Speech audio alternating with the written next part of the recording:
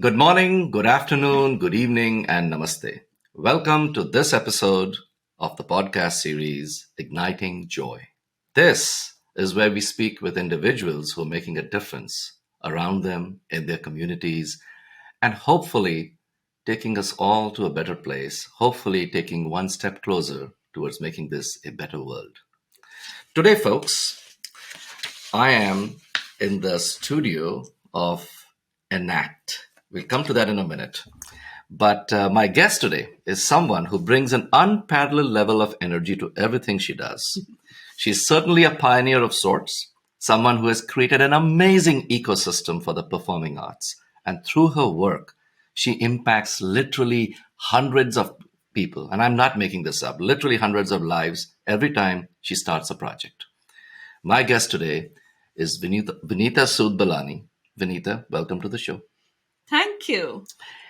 Vinita Sud Belani, folks, is the founding artistic director of Enact Arts, a theater company co-located in Houston and Silicon Valley. And I'm today sitting with her in her studio in the Silicon Valley. And Enact develops and presents thought-provoking, universally appealing stories that put South Asia in a global context. Enact focuses on inclusive representation and talent development. Vinita has several directing credits, and if I may be slightly indulgent, I'd say that I have been on at least a couple of those, if maybe more, of those wonderful stage productions that were directed by Vinita. Notably, her recent credits are Go to Your Room Mother, Chaos Theory, The Conference of the Birds, Sound Waves, A Passion of Noor Inayat Khan, Queen and the Case of the Vanishing Firefish, and The Jungle Book, Rudyard Revised, which was most recent, and she actually wrote or co-wrote that one as well. Vinita is trained in street theater under the renowned director and playwright Badal Sarkar, and she transitioned to her arts career after 20 plus years in technology in the corporate world, and we'll talk about that a little bit as well. She has lived and worked in 9 countries across 4 continents, and be careful if you're around her because she speaks 7 languages very fluently. And, some of them, I don't even know how they're 7, Vinita, but maybe we can count them.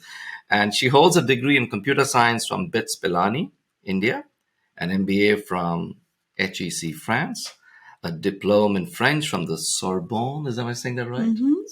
And a diploma in German from the Max Muller Institute. Vinita, welcome once again to the show, and thank you so much for having me here at Enact. I have to say, I love the title of your show, Igniting Joy. There is nothing the world needs more at this moment than someone to ignite joy. So I'm very honored and very pleased to be sitting next to you again, Puneet. Oh, this is fantastic. Yes, I'm so glad you said that because I'm like, somebody has to say it other than me. It's a beautiful title for a show. So since we're sitting here at the studio, right, and for folks, you can't see this, obviously, because you're listening to this podcast, but there will be a video at some point, and you will see where we are sitting. We have the beautiful Enactarium poster behind us, and we will show you all the other sites that are at the studio, posters from a number of the stage productions that Enact has put on. Vinita, what are you working on currently? What's next? What's next? Or what's current or next, whatever. 2 things. What's current is bone deep exhaustion because we just closed the Jungle Book Rudyard Revised, and it was a 4-city tour of a massive production. And it was beautiful, I might say. Oh, thank you. I loved it. Yeah, so that was a very big production because we really, really wanted to take the narrative back to its South Asian roots. And, the music, our mission states that we embrace Eastern and Western traditions of storytelling to create a new culture. So Jungle Book, I think, was, the prime example of that because it, was written by a Britisher who really wanted to be Indian. And it talks about identity and belonging. And so there was this whole creative thing about, the costumes have to be terribly Indian, the music, all the sets were derivatives of Madhubani paintings. So it was deeply South Asian rooted in visuality. But it's a universal story. It's the story of, can I belong in the jungle and the village at the same time? And can I figure out ways for jungle and village to coexist?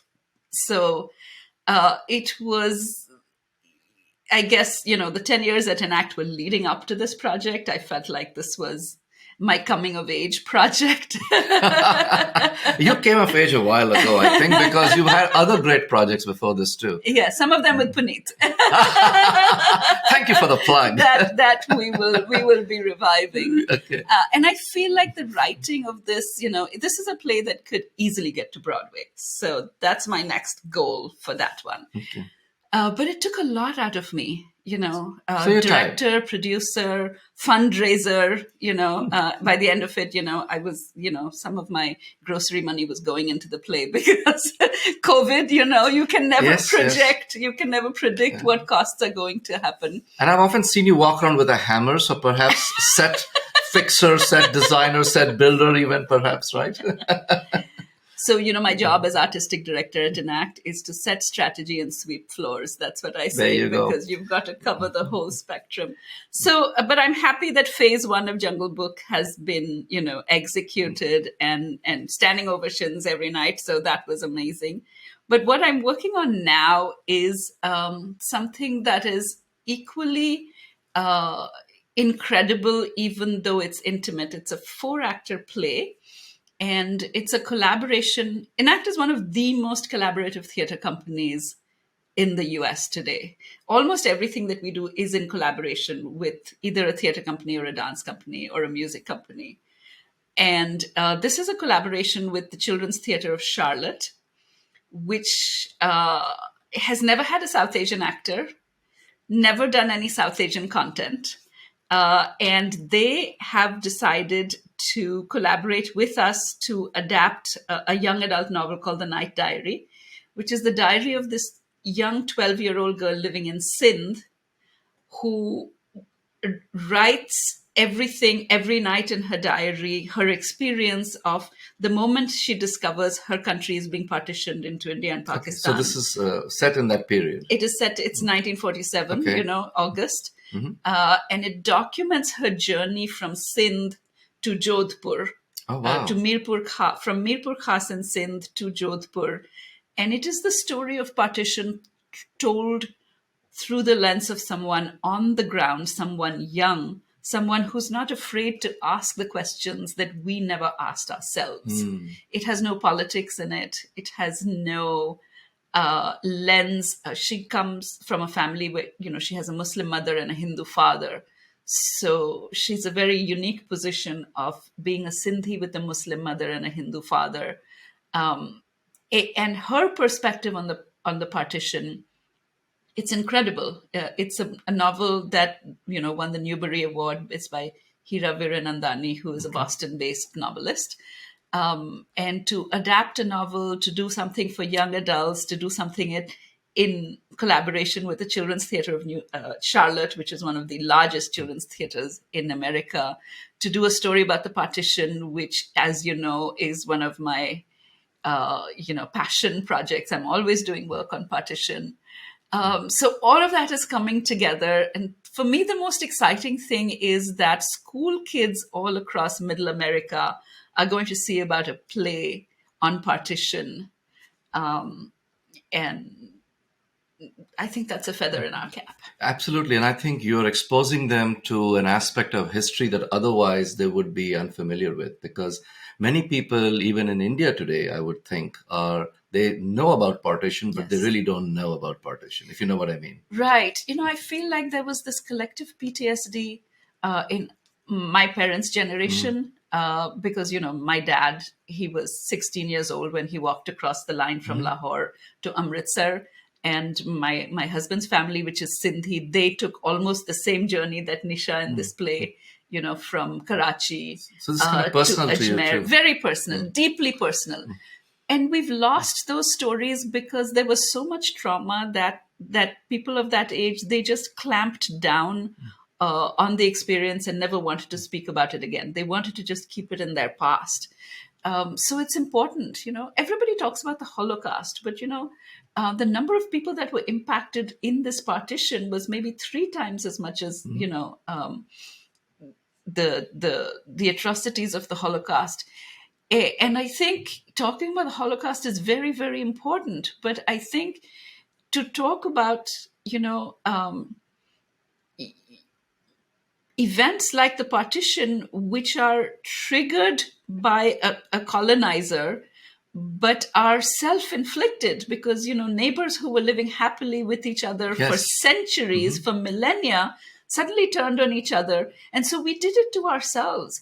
And to try to get to the basis of why did we become such, how was it, it's interesting to ask those questions. I think everybody in the world should look at the history of partition and be a little afraid. Yes, because it can happen to any set of people anywhere, really.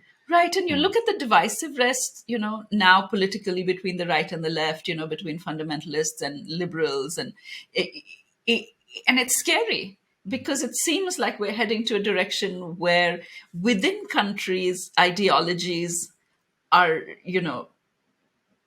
dividing to extremes, where the language of compromise doesn't exist anymore. And Vinita, that's exactly why this podcast came about, because there's so much negativity, and what you're describing is some degree of tribalism and this conflict that is pushing people to extremes. Yeah. And we said that, what if we can talk about some fun things as well, or things that you are doing, because in some ways, when people experience this play, excuse me, once it is written and it's staged, some people will experience a certain sense of relief. People who have been suffering from the PTSD might find that they're coming out of it. Yeah. And once we release people from the self-imposed shackles, if you will, I think joy will have an opportunity.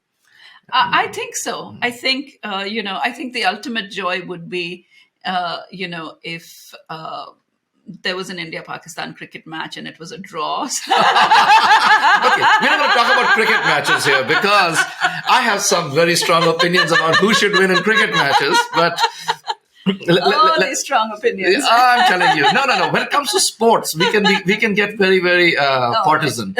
So, but anyway, that was kind of my point, Puneet. Folks, if there's one person who calls me out publicly and privately, and I kind of just let it happen, is Vinita Sud Belani. It is my privilege and honor. So, let's talk about something related to this now, because, this project is going to be important, but then so many of your projects are always well thought out, and there is some connection to something.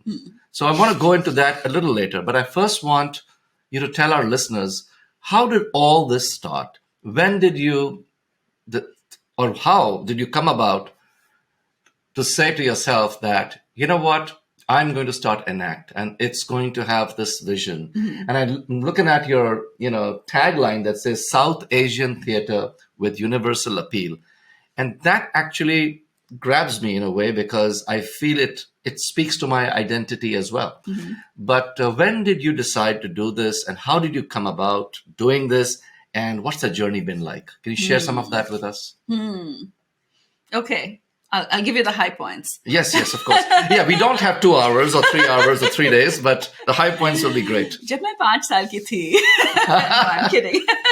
नहीं, वैसे आप हिंदी में भी बोल सकती हैं.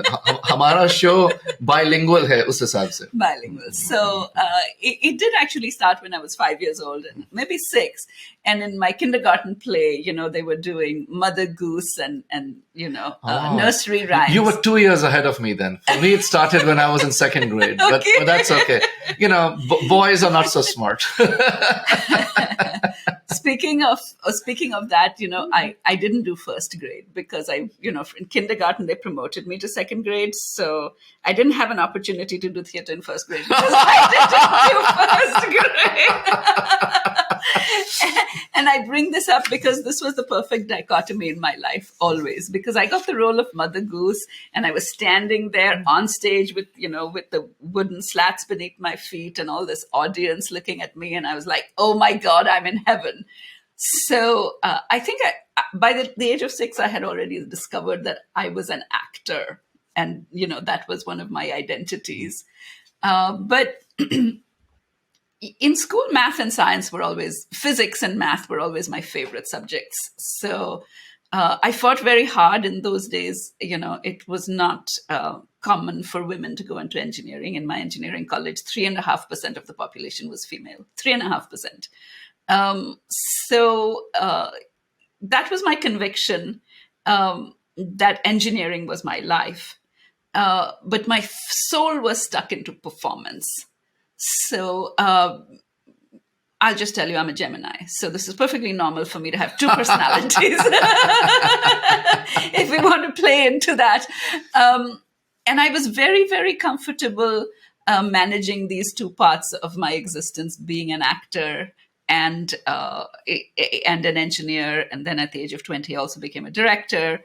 I directed a play called Whose Life Is It Anyway by Brian Clark on euthanasia. And my plays always have some kind of cause attached to them. So it was always there. And then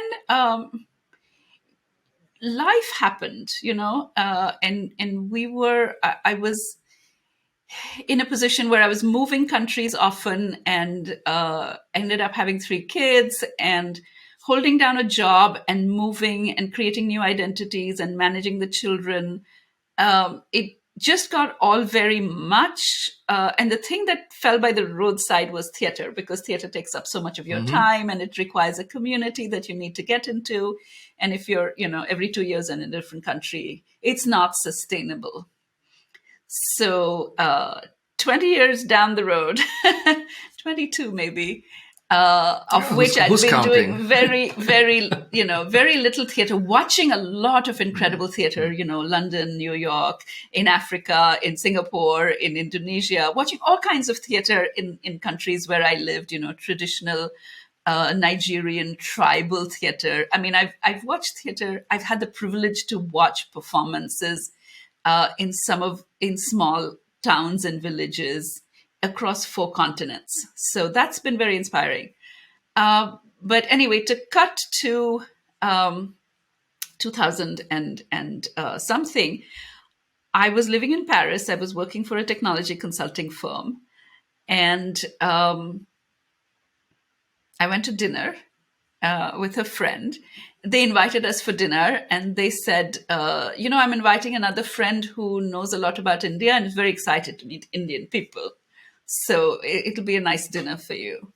So I show up at this dinner, and about 3 minutes into the conversation, I find that the person who knows a lot about India that I'm sitting next to at the dinner table is Jean-Claude Carrière, who, with Peter Brook wrote the Mahabharata. And then in the 80s, it was this watershed moment in theatrical history, right? Because Jean-Claude Carrière did something that nobody had been able to do yet.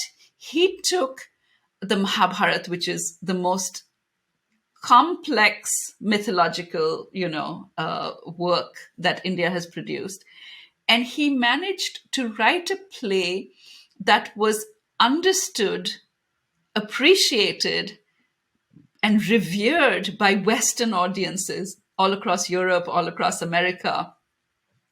That's where South Asian theater with universal appeal comes from, because Beautiful. That was my inspiration.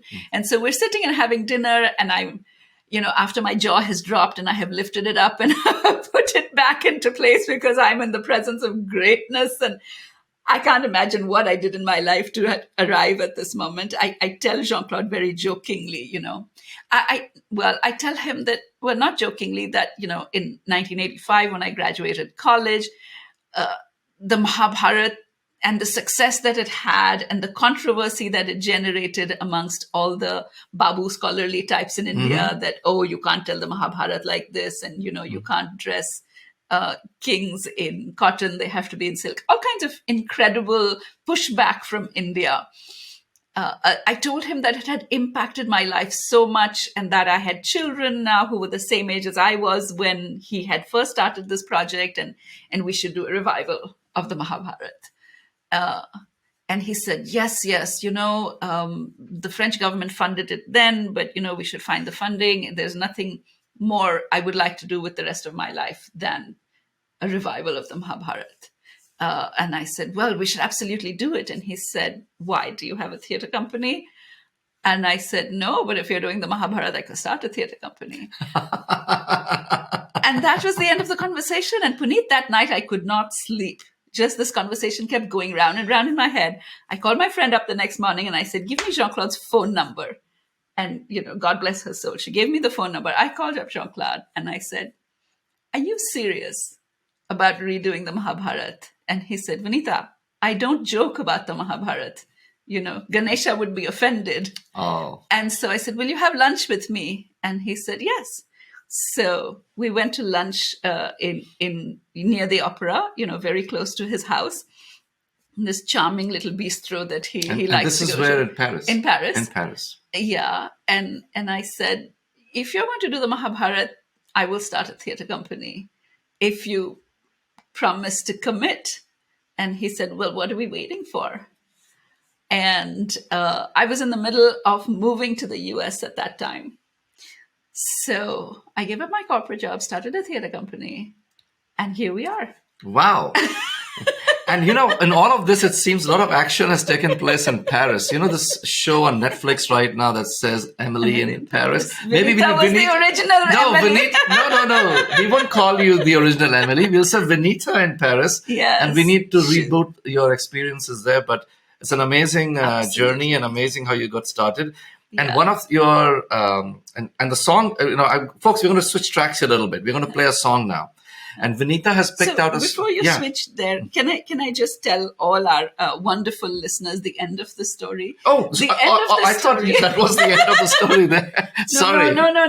The end of the story is that I started the theater company, and we decided that the Mahabharata needs to come back into people's consciousness. And so Jean-Claude wrote a script for Enact, which is a 90-minute retelling of the Mahabharata. And at the age of 85, he came, and all Enact did for the next 2 years was we traveled to cities across America, and we did this one-man retelling of the Mahabharata. We called him the modern Vyasa. And we went to schools, colleges, museums, theaters, East Coast, West Coast, everywhere. And it was just Jean-Claude and me telling the story of the Mahabharata. Wow. All over the country. All over the country. That I was not aware of. I thought it was in a few select locations, but this seems like it went... No, we went to such diverse places like the Menil Collection Museum in Houston, Phillips Exeter Academy in Exeter, Arts Emerson, at the Paramount Theater in Boston. We went just everywhere. Wow. That started things. That started things because in the going everywhere, we were, train, plane, bus, taxi, rental car. Jean-Claude was telling me his entire life story. And it was probably the most inspiring thing I have ever heard in my life. He is a giant of humility. Wow. A giant of humility. And the lovely ending to that is that just after our last performance, Jean-Claude Carrière was nominated for a Lifetime Achievement Oscar. And so guess who went with him to the Oscars to receive it? So I had this dilemma where, he and Philip Kaufman, who introduced him, they talked about his latest, greatest role as modern Vyasa with this theater company called Enact. And so in the second year of the formation of Enact, it was being mentioned at the Oscars. And I was like, okay, I don't know what I'm going to do next after this because... Well, I think I have a few ideas if I can share with you after this conversation. But you've already... So that was more, I think, a prep for you to go to the Oscars before you go there for work you are going to be doing soon. Inshallah. आपके मुंह में घी शक्कर and any kind of chocolate candy that Okay, that you're currently not eating. Yeah. मुझे पता है. Yeah, well, folks, Vinita knows I don't eat anything with added sugar, so that's where that joke is coming from. But Very well. that led to a lot of productions, led to a lot of good work, and you have picked out a song today for our listeners that was specially created, I think, from scratch in every aspect. The lyrics, the music, I guess even some great performances to go with it. Definitely. But all was done for this one show, and we'll let you talk about it. But let's play it for our audience first, right? Okay. Listeners, here it comes.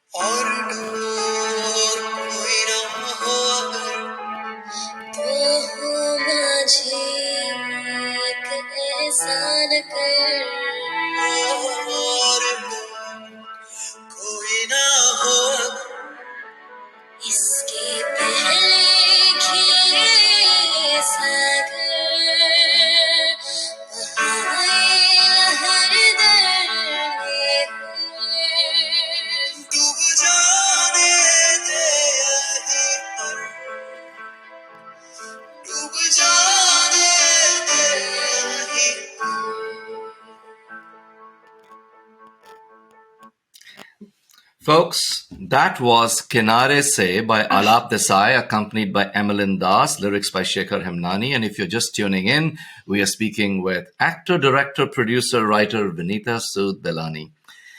So we both have memories of this song, obviously, and I won't get into my own take on it, but the lyrics obviously tug at your heartstrings. Yes. So tell me, Vinita, why did you pick because you have I think vast repertoire of songs that you go to when you listen to things, but you picked the song today for our listeners. Tell us a little bit about it and why you picked it. Oh my gosh, Puneet, I don't even know where to begin because there's so many reasons why I picked this song for today. It says so much. And so this is a play. I will just tell our listeners, this is a song that was composed and written for a play called Chaos Theory, which is a love story between two people who love each other desperately, but never have the courage to say that they do because they're afraid to lose what they have by putting a name to it. And I will also tell the listeners that the two lovers in this story were played by Puneet and me. So there's my reason number one. If I'm going to do a podcast with Puneet, then obviously this is the song I'm going to pick. So this is like our song. This is our song. Okay. Just like Puneet always makes chai for me because that's what Mukesh used to do for Sunita. Well, folks. Okay. TMI ho gaya? TMI. थोड़ा सा TMI हो गया, but it's okay. Hey, what is life without a little TMI? But let's just not go talk about the couch and things of that nature now. Of course we're going to talk about the couch. Oh, no. So the other reason I picked it is because, we discovered so much talent in Silicon Valley itself, right? I mean, when Shekhar wrote the lyrics, he had obviously read the script a couple of times, and then he picked Alap to compose the music. And then Emmeline, she was all of 15, maybe 16 years old when she sang that song. And Alap is such a good singer himself. And then Alap became, our go-to composer for so many other songs. So this is a song that is as good as any song that has been composed in Bollywood. And it has remained my most favorite song compositions from all the work that we've done for a very long time. But I think also, the evolution of chaos theory. It's written by Anuva Pal, who is now, of course, a really renowned stand-up comedian, film script writer, but he wrote this play when he was in early 20s. He was doing his master's in New York. He was making the shift, as a lot of us have done, from being a Wall Street banker to being a full-time creative person. And I found him in a book by Nilesh Books called Beyond Bollywood. And Beyond Bollywood was a compendium of 12 plays put together by Nilesh Bose as South Asian plays that people in America could understand. And so this is, after Jean-Claude Carrière What? So I got this book and I read all the plays, and Chaos Theory jumped out at me because the character of Sunita, it was like someone wrote me. And I called up Anuvab and I said, how at the age of 22 or 23 or whatever, maybe 26, you're sitting in New York and you write a character that exists as a 50-year-old woman somewhere else, except you don't know her and she doesn't know you, but you wrote her. Yeah. And it's very mature, the writing, for a person that young. Incredible. Yeah. And then the nuances of this, love story between Mukesh and Sunita that starts in first year of college, and then eventually she walks away from, because she's waiting for him to make them a first move in taking the relationship beyond what it currently is. I mean, it's just so subtle and so beautiful. And I think all the lyrics in this song capture that subtlety. Yes, and the lyrics are beautiful. Because everything is a metaphor, right? Kinare se, every line, every word is such a beautiful reflection of that. There is another song, what is it? Haath se chuke se rishte ka ilzam na do, sirf ehsaas hai ye. Ruh se mehsoos karo, right? So I think that song would also have been a good song for Chaos Theory, but we wrote our own song and composed it. And so that was, one other reason. But I think the fundamental reason is that when the music of a play captures the essence and the story of the play, then you've nailed it. And the counterposition of this very desi, very, coming from the heart desi, and the language that is used in Chaos Theory, which Anuvab, he uses this mechanism of Mukesh and Sunita only talk to each other in Shakespeare's verse, right? Or unke आपस में जो बात होती is all using Shakespeare. They're too afraid to use their own language because they might share too much, expose too much of this incredible attraction between the two of them. So that juxtaposition is beautiful. It was the perfect counterbalance to Shakespeare. Beautiful.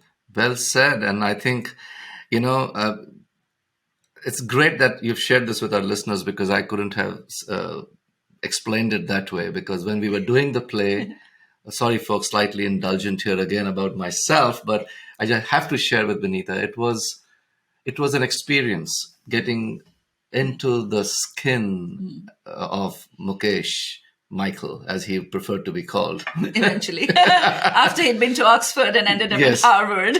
But folks, it's an amazing play, and hopefully someday it will be staged again. Hint, hint. But folks, the song will be played, as you know. Maybe you don't know. The song will be played in its entirety at the end of this episode. So when we have finished conversing, do listen to the lyrics carefully. They're beautiful. Yes, they will be. And after that, if people don't want to return to listen to our entire episode, where else can they find the song? Is it on the Enact website, or is it on a YouTube channel? Where is it? Not yet, but when you launch your podcast, I will put it on the website. So please go to enact.org. That's enacte.org. and you'll find the song there. Okay, there you go. Multiple ways of getting to the song, And lots of information about the play. You'll have to go into our past productions and click on Chaos Theory, and the song will be waiting for you, and lots of photos of Puneet. Okay, all right. Let's not go there.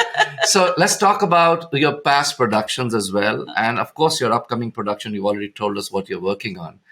But Vinita, what I have found is that every project you do, and that's why I said this earlier on for our listeners, that when you start a project, you literally touch hundreds of lives. And I don't just mean the folks who are working on the project, it's them, it's the audience, but even beyond. And you do that because I can't think of any project you've done that wasn't connected to a social cause of some kind.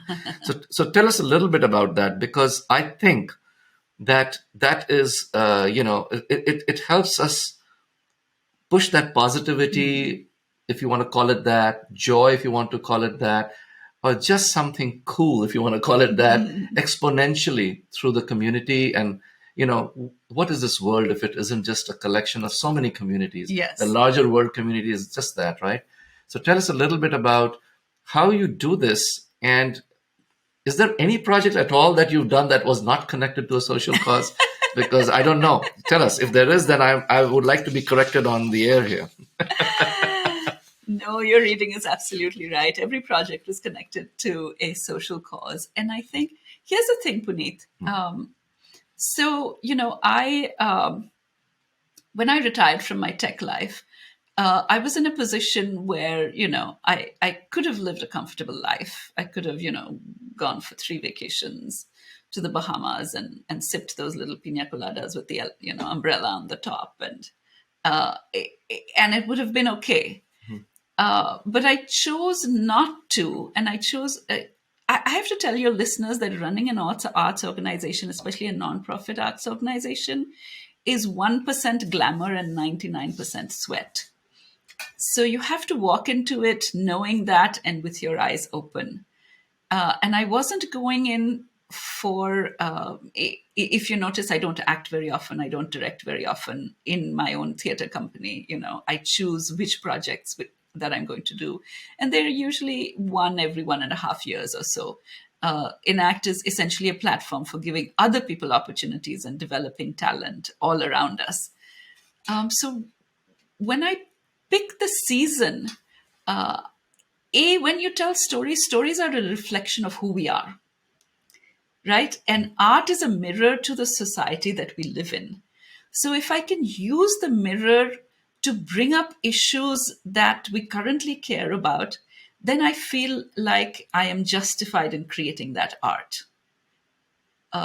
So fundamentally, that's the conviction, that if I'm going to spend so much sweat and blood creating art, it has to have an impact. And that mirror has to tell us something. Somebody once asked me, how do you pick a project? I say, well, it has to be groundbreaking. It has to be, never done before in the form that we're doing. It has to be either new.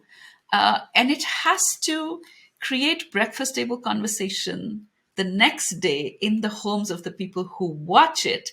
And they have to be inspired to do something. And if I can do that, then I have succeeded in creating a story that makes an impact. So, for example, we did this play, Sound Waves, Passion of Noor Inayat Khan, right? Nobody knows who Noor Inayat Khan is, but the whole world should know her. Noor Inayat Khan was this young Indian Muslim girl coming from Hyder Ali's family who was living in Paris when World War II broke out. And she was a huge follower of Gandhi and, his ideals of nonviolence and pacifism. But she took a stance and she escaped to England when Germany occupied Paris. And she joined the SOE, and she became the first radio spy to be embedded in the French resistance and sending information back to Churchill and his organization. And she was a war hero. She is decorated with the George Cross in England. She has the Croix de la Rouge, which is the highest military honor that France can give her. And people don't acknowledge her. She doesn't get her due. as a hero of World War II because she was female Indian Muslim. And I wanted to tell that story.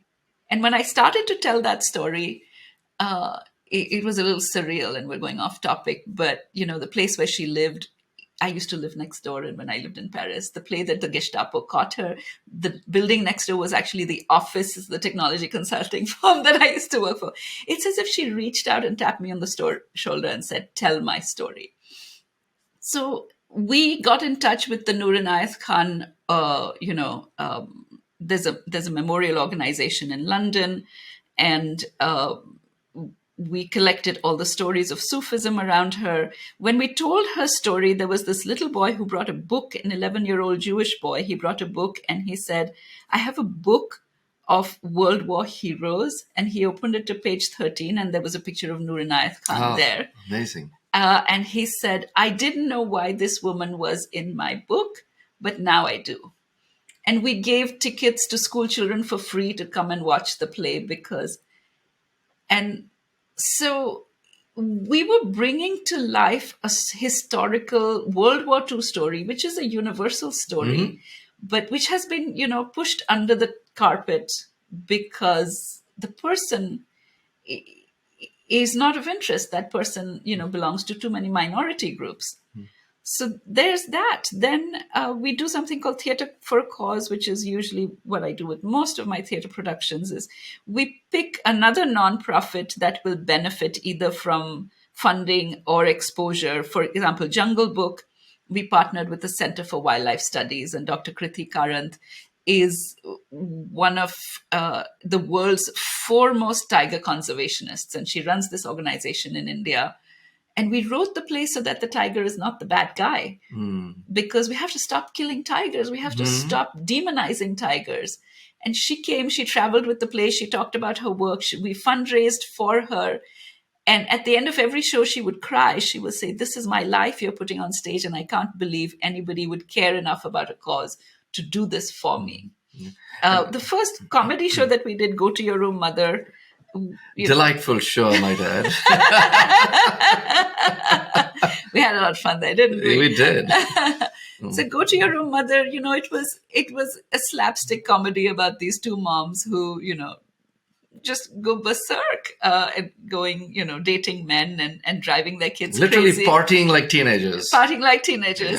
Yeah. But it was done as a fundraiser for Maitri, which is this organization that supports survivors of domestic abuse. And what they were seeing was that, parents of immigrants were experiencing abuse in their own home. They were being asked to do work, either at the home or the office, or take care of children, and, just putting them in bad situations and getting thrown out of the house when they were not useful anymore because they were too much of a financial burden. And so this was a small way to make people think about what happens when you're 65 years old and you become a widow and you don't have money of your own, and you're forced to either live with your own children or, I don't know, go online dating and find somebody. which can be hard also, I'm sure. Which is really, really hard. But it was a fundraiser for Maitri, which was doing something about the thing, right? So this particular play, I think, is a perfect example of, what I was trying to say earlier, and I didn't say it probably so well. It was a fun play. If you were just going to come in there for entertainment, I know there was somebody I know who came to watch, and he said to me later, "Thank you for telling me about the play. My wife and I have not laughed together so much in a long time." Yeah. And I said, "This is great." So there was that element of it. Yes. So it was entertainment. Really, yes. It was out there. There was some obvious joy, especially with this couple. It was hilarious. Yeah. But at the same time, as you just pointed out, it had this, the context was such that if one thought about it the next day. Yes, at breakfast. Getting past the laughter, they would probably call your mom up and say, "Mom, how are you doing?" Yes, exactly. And so there was that element to it. Yeah. And, not just next day. On that day, I remember one of the shows, There were people writing checks that day to support the cause. Yeah. I mean, this is like a complete package, if you will. And that's what, what I admire about the work that Enact does. Thank you. And, and that's why I wanted you to talk about it a little bit, because you obviously can explain it, not probably, you obviously can explain it much better than I can. So, Vinita, we could be here talking about every single project of yours this way, but I want to draw your attention, or I should say, I want our audience's attention to be drawn to something that I think would be very useful to many. You were trained as a techie, an engineer, computer science, and this is like back when, we won't say. And at a time when women computer scientists were very rare. Yes, just say. Yeah. And then you've lived the corporate life. You've traveled around the world. You've built this amazing ecosystem. So, experiences. I'm sure there were tough moments. I'm sure there were moments of stress, or hardship, perhaps even unhappiness in some ways. But you have made this work for so many people. And today we are sitting here talking about your next project as well. If there was somebody out there, right, who might be thinking about similar things, how would they benefit? So let me ask you this. If you could advise the 18-year-old Vinita Sud, I think that you were Vinita Sud then. I was simply Vinita Sud at that time, yes. I didn't have any Sindhi connections then. Okay, see, you can say such things. I shouldn't laugh along with you. But I give you permission to. Okay, all right. But what advice would you give the 18-year-old Vinita if you could go back with all your life experiences? That's a really interesting question, and thank you for asking it, because one would expect that I would say, follow your passion for being an actor and get to Bollywood and all of that. But that is not what I would say to 18-year-old Vinita. I think the 18-year-old Vinita made the right choices for 18-year-old Vinita. I think the thing that 18-year-old Vinita and 20-year-old and 22-year-old and 30-year-old and 40-year-old Vinita didn't do very well, that I would like her to do better, is to do some soul searching and identify what is reality and what is prejudice in your mind. Interesting. Because we grew up, especially in cultures that have long traditions, and very deep cultural mores.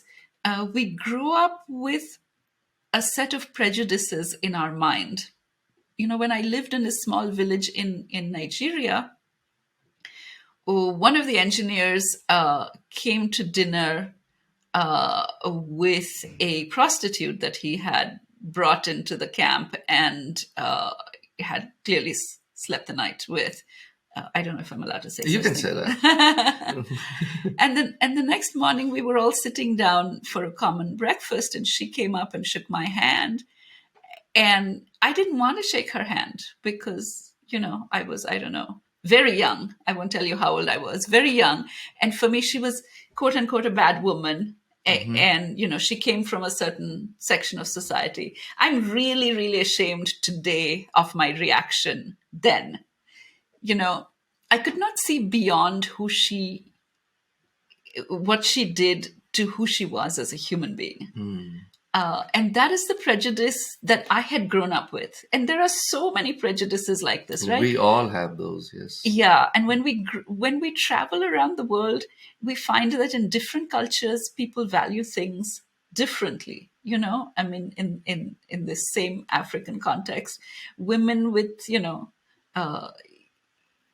very defined curves are valued as being beautiful. And I moved from Nigeria to Paris, where, skinny, no curve, long legs is considered beautiful, right?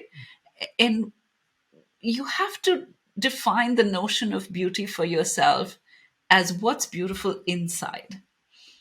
And if 18-year-old Vinita had stopped to think about what's beautiful inside, then I might have been more open to some human beings that I met that I wasn't as open to.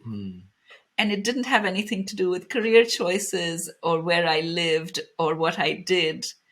It had more to do with I didn't know what a prejudiced individual I was. And life had to teach me that. Wow. That's insightful. And I think that's good advice for all of us, because no matter what we say, we all have our prejudices. Yes. And if we could evaluate that or get past it, it just opens up the world in a way that's unbelievable. Yeah, we did a play called A Nice Indian Boy, which was maybe 6-8 years ago. Gay marriage had just been legalized.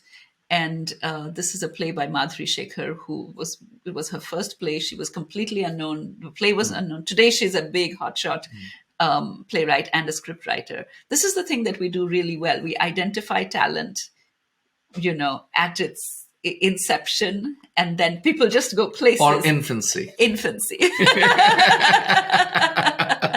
But no, this is wonderful. And this is a play about, gay people.